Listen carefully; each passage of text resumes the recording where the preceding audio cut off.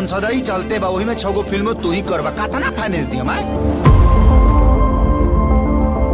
अरे बाकी भी तो टावर बाड़े ना भोजपुरी में। फिल्म डायरेक्टर राजा मौली सर के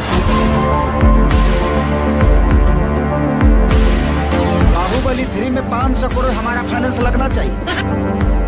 नमस्कार दोस्तों, हम बात करने वाले हैं सुपरस्टार खेसारी लाल यादव की फिल्मों के बारे में। खेसारी लाल यादव की आपने बहुत सारी फिल्में देखी होंगी। हम बात करेंगे गॉडफादर और बहुत सारी फिल्मों के बारे में। जैसा कि आप लोग जानते होंगे कि खेसारी लाल यादव की हर साल 12 से 15 फिल्में देखने को मिल जाती हैं। अभी भी इनकी 4-5 फिल्में पेंडिंग में पड़ी हुई हैं, जिसमें डिमांड 2 फिल्मों की ज़्यादा हो रही है। एक गॉडफादर, दूसरी श्री 420। गॉडफादर फिल्म के बारे में हम आपको पिछले वीडियो में बता दिया है। आज हम बात करने वाले हैं श्री 420 फिल्म के बारे में। यह खेसारी लाल की एक और फिल्म होने वाली है। यह खेसारी लाल यादव की एक कॉमेडियन फिल्म होने वाली है, जिसमें बहुत धमाल होने वाला है। लेकिन यह फिल्म इस साल रिलीज नहीं की जाएगी।